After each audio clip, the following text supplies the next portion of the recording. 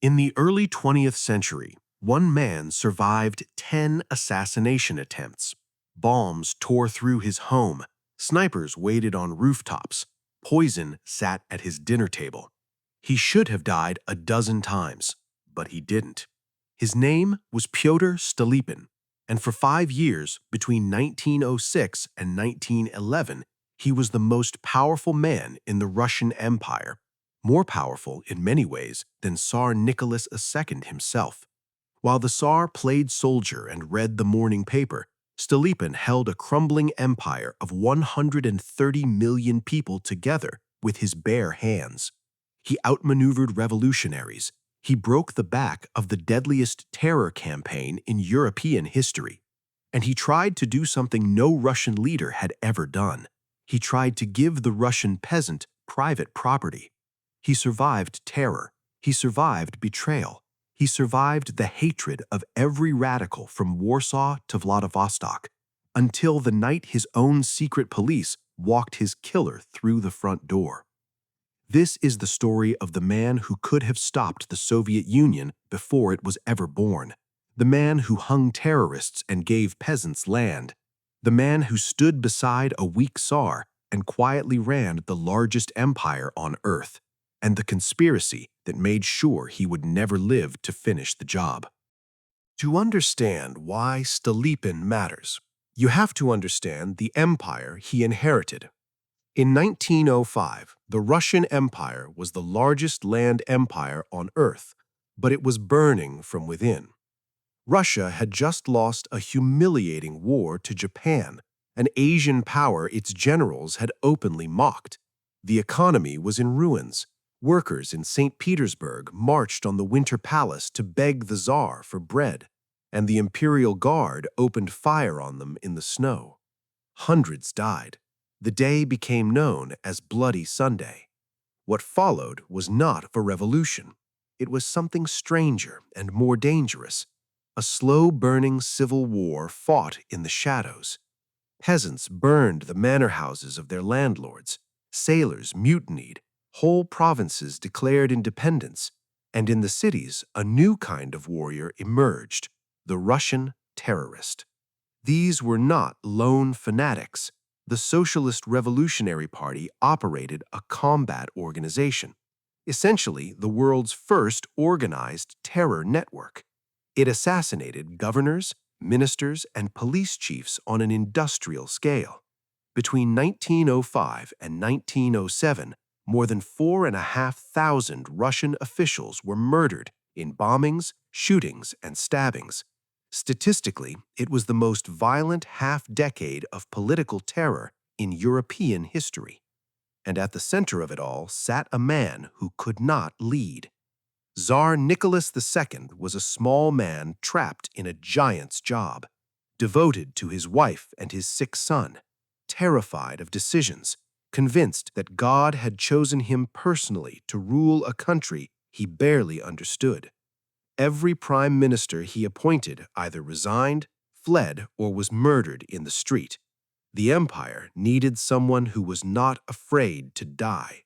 That man was Pyotr Stolypin. Stolypin came from old Russian nobility, but he was not a courtier. He had spent his entire career out in the provinces, far from the silk and the gossip of St. Petersburg. First as a county marshal, then as governor of Grodno, then as governor of Saratov, one of the most rebellious regions in the empire. He had personally walked, unarmed, into mobs of peasants armed with axes and pitchforks. Witnesses described him stripping off his coat, throwing it at a peasant, and saying simply, "Hold this." The peasant held the coat. The crowd dispersed. He had no fear. He had a kind of physical authority that men of his time called presence. And in April 1906, Nicholas II, running out of options, running out of ministers, running out of time, summoned him to St. Petersburg and made him Minister of the Interior. 2 months later, he was also Prime Minister. Stolypin was 44 years old. He was now responsible for an empire of 130 million people, with revolutionaries openly hunting him in the streets. He took the job knowing exactly what it meant. To his wife, he wrote, "Each morning when I wake, I make the sign of cross and thank God I am still alive. Each evening, I thank God again that I survived the day." He did not have to wait long. On a hot Saturday in August 1906, three men dressed as army officers approached his summer dacha on Aptekarsky Island in St. Petersburg. They were carrying briefcases. Inside the briefcases were bombs. The guards noticed something wrong about their uniforms. The men rushed the entrance. The bombs went off. The dacha collapsed in seconds. 27 people were killed instantly. Among the wounded were Stolypin's 3-year-old son and his 14-year-old daughter, Natalia, whose legs were crushed by falling beams. She would never walk normally again. Stolypin himself was in his study. The blast tore the door from its hinges and threw him backward, but he was unhurt. He walked out of the wreckage in his blood-stained jacket, found his daughter screaming in the rubble, picked her up himself, and carried her to the doctors. That night, the Tsar offered to provide him with a fortified palace. Stolypin refused. He moved his family into the Winter Palace for protection, but to the public, to the press, and to the men trying to kill him, he sent a different message, a single sentence that would define his career: "They will not break me." Stolypin did not respond to terror with negotiations. He responded with overwhelming force. Within days of the Aptekarsky bombing, he issued one of the most controversial decrees in Russian legal history: the establishment of military field tribunals. Under these tribunals, suspected radicals could be arrested, tried, and executed within 72 hours. There was no appeal. The judges were not lawyers, army officers. The sentence was almost always death by hanging. Over the next 8 months, over 1,000 people were executed. The hangman's noose became so closely associated with him that, across Russia, it acquired a darkly ironic nickname: Stolypin's necktie. To his critics, and there were many, this was state terror against state terror. To Stolypin, it was triage. He believed the empire had perhaps 2 years to stop the bleeding before revolution swallowed everything, and the only language the bombers understood was the rope. It worked. The wave of political killings, which had murdered 4,500 officials in 3 years, collapsed within 12 months. By 1908, the streets of Russia were quiet for the first time in a decade. But hanging revolutionaries was only half of Stolypin's plan. He understood, more clearly than any other Russian statesman of his era, that you cannot kill an idea with a noose. To save the empire, he had to offer the Russian peasant something the revolutionaries could never offer. He had to give him land, real land, owned land, inheritable land. For centuries, the Russian peasantry had lived under the obshchina, the village commune. Land was not owned by individuals, but by the village as a whole. Plots were redistributed every few years. There was no incentive to improve the soil, to plant trees, to build anything permanent, because next year the land might belong to your neighbor. This system kept Russian agriculture frozen in the Middle Ages, while the rest of Europe industrialized. And it produced exactly the kind of poor, resentful, landless peasant the revolutionaries needed. Stolypin's plan was simple and radical: break up the commune, give every peasant the right to claim his strip of land as private property, to fence it, to improve it, to pass it to his sons. Create, out of nothing, 20 million Russian small farmers, a conservative middle class with skin in the game, a class that would defend the empire because the empire had given them something to defend. If this sounds familiar to an American audience, it should. What Stolypin proposed was, in spirit, a Russian Homestead Act, the same logic that had populated the American West a generation earlier. Where the United States had pushed settlers across the Mississippi, Stolypin pushed them across the Urals, offering free transport, tax breaks, and farming equipment to any peasant family willing to settle Siberia.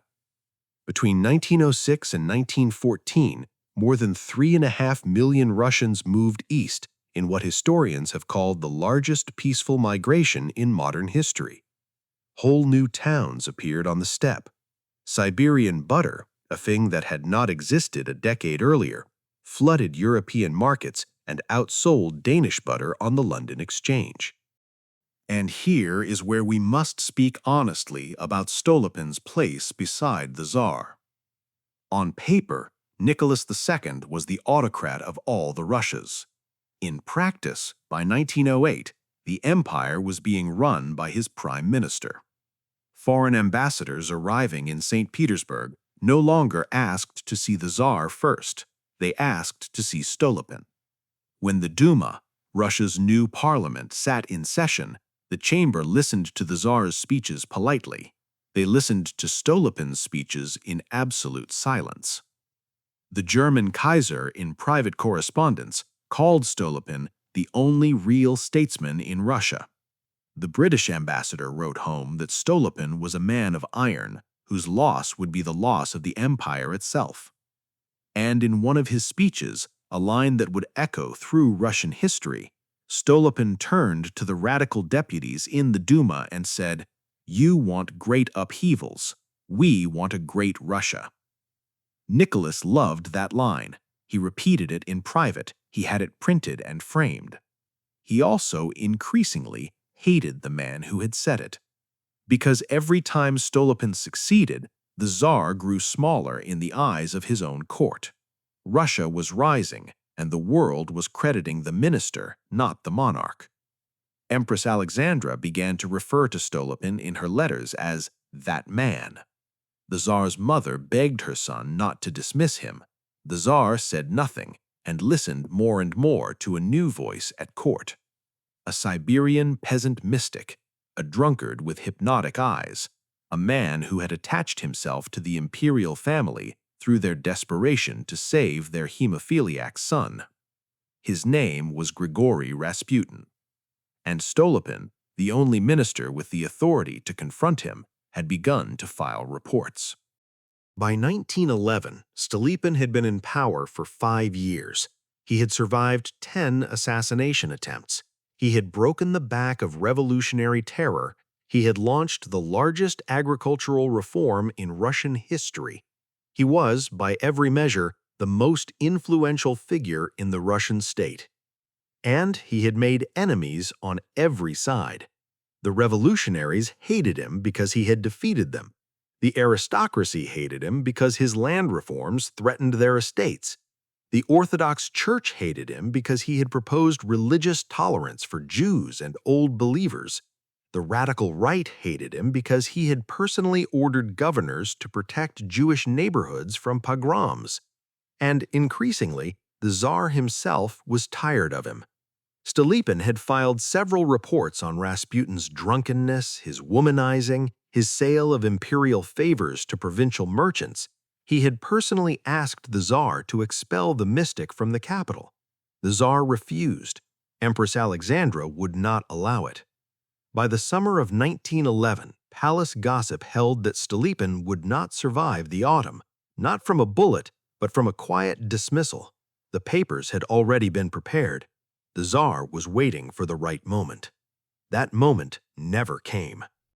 In September of 1911, Nicholas II traveled to Kiev to unveil a monument to his grandfather, Tsar Alexander II, the reformer who had freed the serfs, and who had himself been assassinated by terrorists in 1881.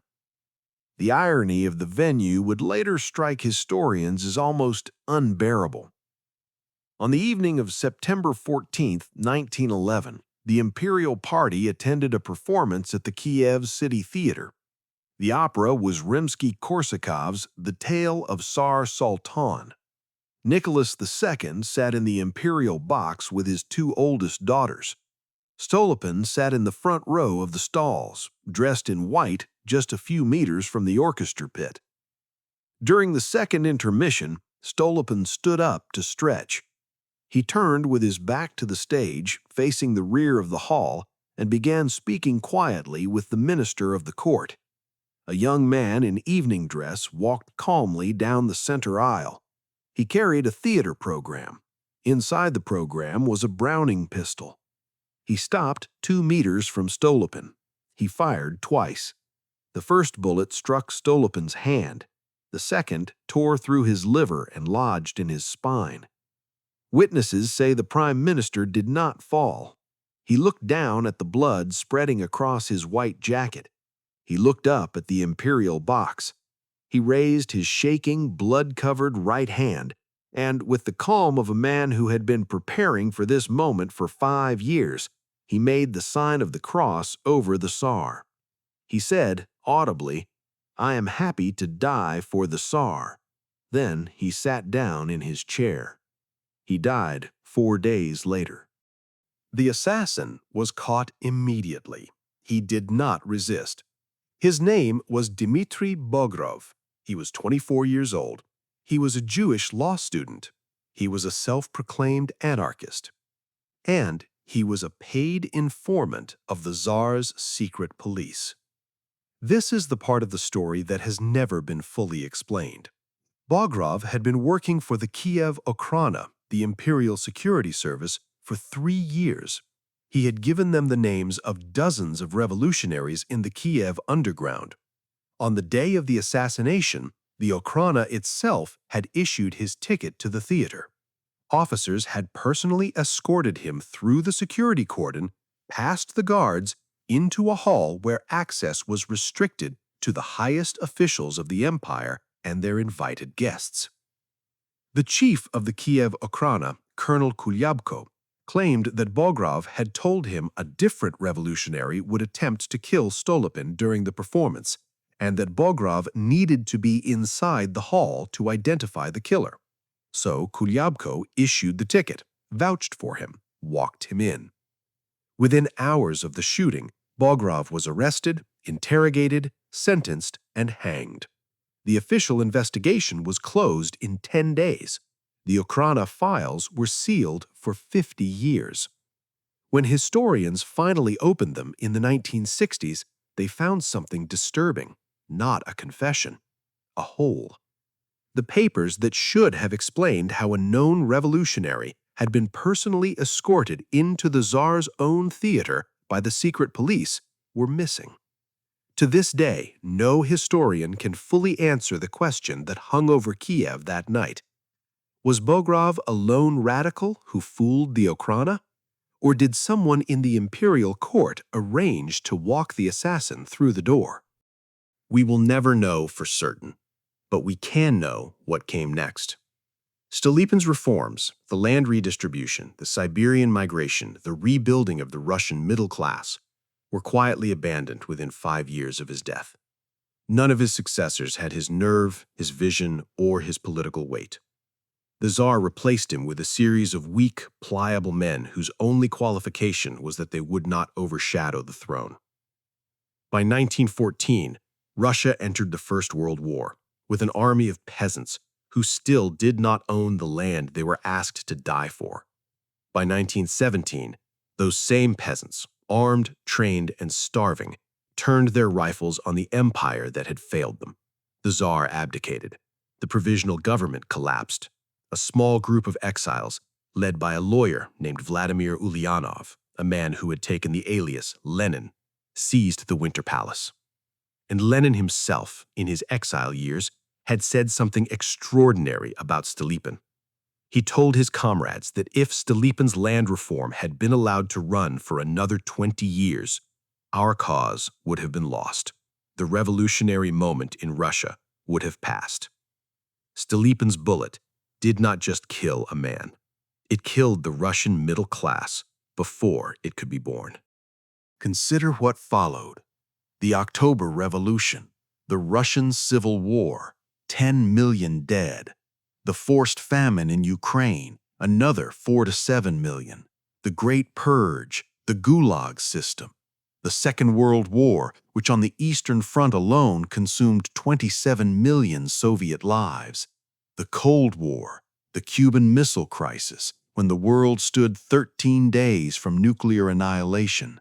The proxy wars in Korea, Vietnam, Afghanistan, Angola, Nicaragua.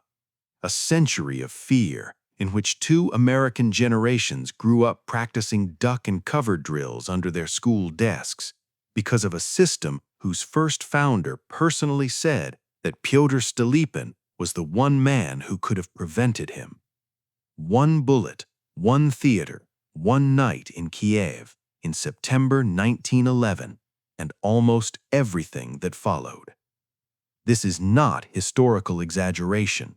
This is the testimony of the man who benefited most from Stolypin's death. Today, Stolypin is a forgotten name in the United States. He has no monuments in Washington. He is not taught in American schools. The Russian Lincoln, the Russian Theodore Roosevelt, the minister who held a dying empire together for 5 years, who stared down a weak czar and a hostile parliament, who tried to build an American-style farming nation out of the largest country on earth. His story has been buried for more than a century. But every American who grew up in the shadow of the Soviet Union, every grandparent who built a fallout shelter, every father who served in Vietnam, every child who feared a red star painted on a missile, lived in a world that Pyotr Stolypin had tried and failed to prevent. He survived 10 attempts on his life. He held a dying empire together for 5 years. He hanged terrorists and gave land to peasants. He stared down a czar, a parliament, and a revolution. And in the end, he was not killed by a terrorist hiding in the shadows. He was killed by a man carrying a ticket signed by the empire's own secret police. The shot that opened the door to the 20th century was fired from inside the room. His last recorded words were a prayer for the czar he had served. That czar would be murdered with his entire family in a basement in Yekaterinburg 7 years later. By then, the Russia Stolypin had tried to save no longer existed, and the century that followed, the bloodiest in human history, was already loading its first bullet. Stolypin once said, "Give the state 20 years of peace, internal and external, and you will not recognize Russia." He never got his 20 years. The world never got the Russia he was building. And we have lived in the shadow of that one bullet, fired in a Kiev theater into the back of the most powerful man in the Russian Empire ever since. If this story moved you, hit subscribe.